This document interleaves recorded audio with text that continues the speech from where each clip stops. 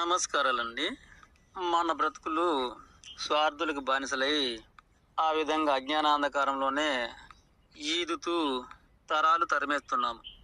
అందులోని భాగంగానే ఒక విషయం ఏమంటే, రాజులకు రారాజులకు కష్టాలు వచ్చాయని కథలుగా రాసి అట్టి కథల్ని ప్రజానీకానికి బోధిస్తూ ఇవి ఇంటే ముక్తని, మోక్షమని, పరమార్థమని, జన్మ పవనమని, స్వర్గం చేరతామని, పుణ్యాలు వస్తాయని, పాపాలు పోతాయని ఈ విధంగా నమ్మజూపి ఇక అలా రాజుల యొక్క జీవిత చరిత్రలకు ఎన్నెన్నో బూటకాలు కలిపి బుర్ర కథలుగా భాగవతాలుగా వినిపిస్తుంటే మనము శోక సముద్రంలో మునిగిపోయి ఆ విధంగా కన్నీరు పెట్టుకుంటూ ఉంటాము.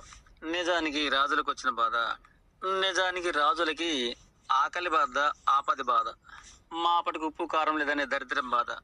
ఈ విధమైన పుక్కటి పురాణాలు నోరు పెట్టి వింటూ పాపాలు తొలుగుతాయి, పుణ్యాలు లభిస్తాయంటే నమ్మి వింటుంటాము.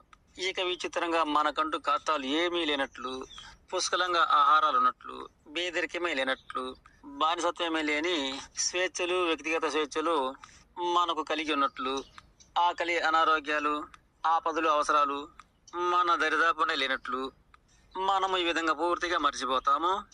రాజులకు, రాణులకు, రాజ్యాలకు వారికి మాత్రమే కష్టాలు వచ్చాయని కన్నీరు పెట్టుకుంటాము. ఈ విధంగా మానవాళి జన్మలను స్వార్థులు బాయిలో కప్ప బ్రతుకుల్లాగా తరతరాలు వ్యర్థంగా తరలిస్తున్నారు.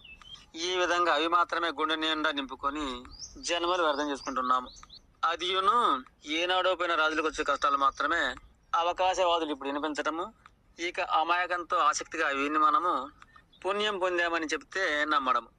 ఇలా ఏనాడో లేనివాడి కోసం ఈనాడు మనం ఉన్న మనము ఈ విధంగా మన బ్రతుకులు వ్యర్థము, వాడి బ్రతుకులు అర్థము. ఈ విధంగా ఒక మానవ జాతిని మాత్రమే వ్యవస్థను అడ్డం పెట్టుకుని మాయా మోసం మింగేస్తుంది.